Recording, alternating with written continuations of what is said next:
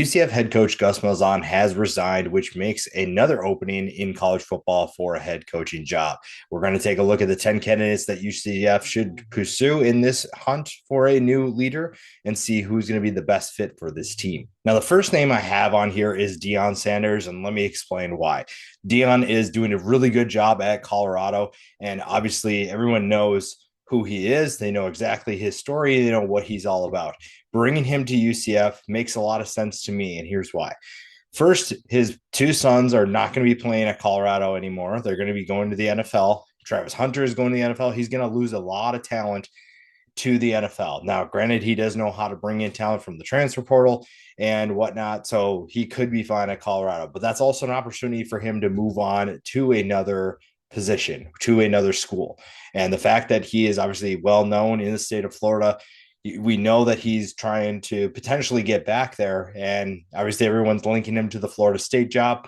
That's not going to be open for at least another year. So we'll see what happens with that.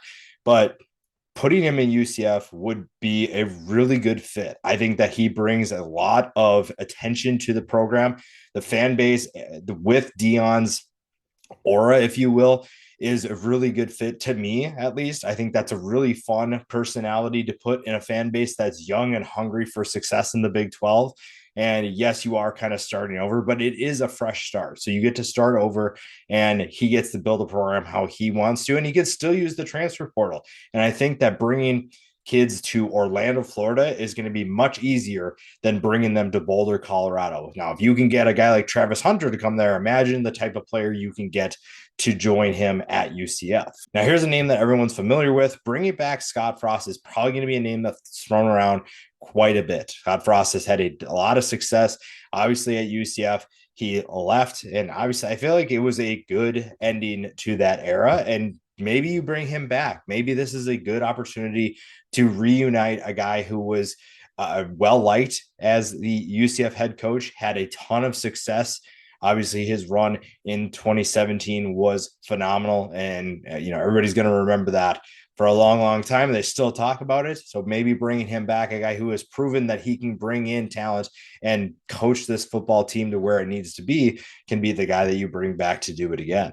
A name that's really hot on all the head coaching candidate videos, content, you name it, is GJ Kinney. He has a really good thing going at Texas State, and it's only a matter of time before a bigger program comes in and takes him away. Getting him into the Big 12 would be really exciting because he knows how to recruit the state of Texas. He has a very good offensive mind where he's going to be able to resurrect this offense into what it should be, get the right players in place. And when we talked about Deion Sanders and what he can do through the transfer portal, GJ Kinney essentially is the Sunbelt version of that. He has brought in a ton of talent to Texas State. They hit the transfer portal hard. So if you're looking for someone who's going to bring in talent to revive your program, it's going to be a guy like GJ Kinney. Now, a name that you're probably not talking about a lot, but should be for head coaching positions is Buster Faulkner, the Georgia Tech offensive coordinator. If you watched the Georgia game this past weekend, then you saw a guy who was in his bag. This is a guy who has really understood what his team is and what his personnel is and how to get them in successful positions. If you look at the talent that Georgia Tech has, UCF should have way more talent than a Georgia Tech, in my opinion. That the potential there to bring in talent is higher to me. But the fact that Georgia Tech is just absolutely humming with Haynes King running the show. You have Jamal Haynes. You look at what they were able to do this year. Buster Faulkner has done a great job of not only understanding his personnel, but how to utilize that talent. He's a great play caller who's probably going to be up for head coaching positions because of his ability to call plays.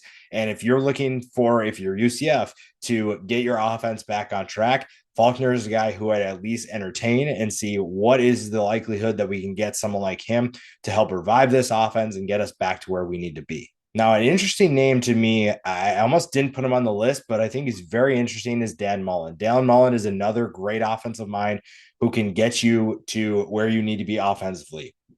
I think that it'd be interesting to see what he could do with UCF. He's very familiar with the Southeast territory. You're playing in the Big 12, so it's not as high stakes as what we saw when he was at Mississippi State, when he was at Florida. I just don't know the likelihood of Dan Mullen taking this job. That is probably the biggest question right now is, will Dan Mullen take a job in the Big 12? Is he's probably waiting for the exact right job. And UCF needs someone. They need someone who is going to be able to take over and take this offense to where it needs to be, but also obviously run the program. Now, Dan Mullen is definitely someone who fits one of those things. We'll see what he can do. I feel like the Mississippi State experience is more what we would lean on here. The Florida experience, obviously, we know Dan Mullen is a good X's and O's guy, just wasn't exactly able to get it done in terms of winning football games, but he is someone who I'd still at least entertain. It's been long enough since that Florida experience, and playing in the Big 12 obviously is a different kind of experience for him. So we'll see what happens there, but that was definitely a name that I would be interested in if I'm UCF. Now, some of the names that maybe you're going to see a little bit more, some of the more exciting names, some of the hotter coordinators are up next. And Brennan Marion is one of those guys. Brennan Marion is someone who should be on everybody's list because that's how good of a coach he is going to be. I think that he is going to be a really good head coach. He has everything that you need except for the experience, obviously. Brennan Marion is a really good offensive mind. His go-go offense is really exciting. It almost gives you kind of a mix of what Gus Malzahn had. And then when you look at Josh Heupel and Scott Frost, you kind of get a little bit of everything with what he's trying to do. That's kind of the offense that he runs. He understands his personnel very well at UNLV. He understands how to put guys in successful positions. And he is going to get a head coaching job one way or another. The other thing he's really good at is recruiting. And right now, I think UCF needs someone who's going to step in and take that to another level. Brendan Marion is one of the best recruiters in the country. And if you put him in a talent-rich state, you've seen it at Texas when he did it as the wide receivers coach, brought in a ton of talent.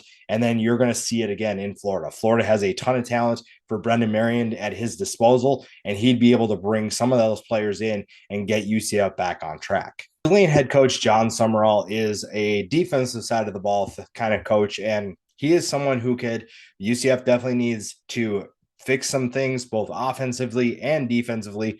And so far at Tulane, he's done a really good job. Now, I don't know if UCF is a job that he would leave for, but he's definitely a name that I would keep an eye on. He is all of the talent in the world as a play caller, and he's done a really good job as Troy's head coach. And so far, Tulane, a 9-3 finish is a very good finish for a team that's going through a transitional period. And John Summerall is definitely someone who you want to keep an eye on. He has the ability to find talent to fit into what he's trying to run.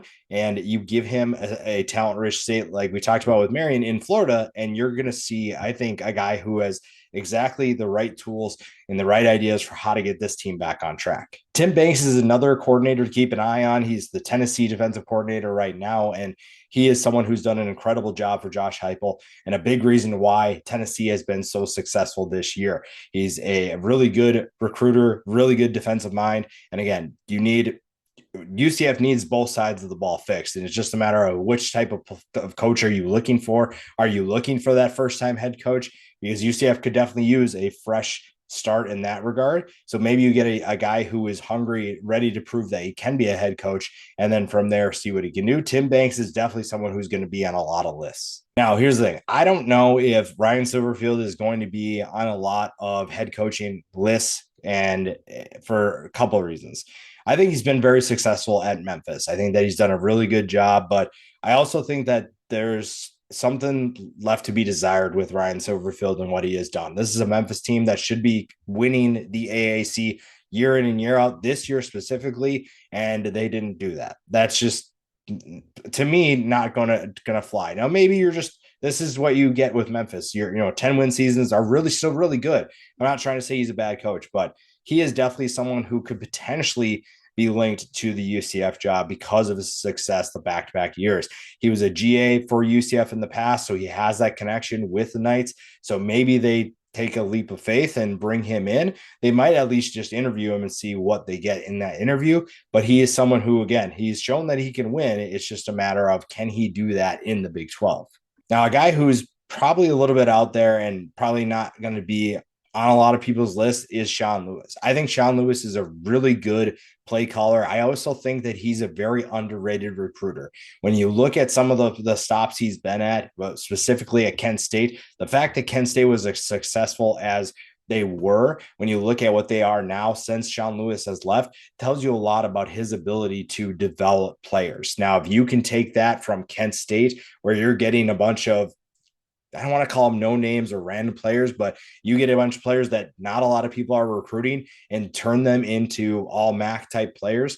Imagine what he can do when you're getting 4-star players from the state of Florida and turning them into competitors and contenders in the Big 12. I think that you combine that ability to develop players with putting him in the Big 12. I think that he's a really good fit. And it really doesn't matter because UCF has a lot of options for head coaching candidates. I think that is a very attractive job. And I think that they are looking for the right fit and the right guy. There are a number of candidates that they can go after, and it's going to be fun to see who they're going to get, how that person is going to be able to shape this program into their image and their view for the future, and how UCF can get back on track, because this is a team that should be contending in the Big 12, and I'm excited to see who is going to take them back there.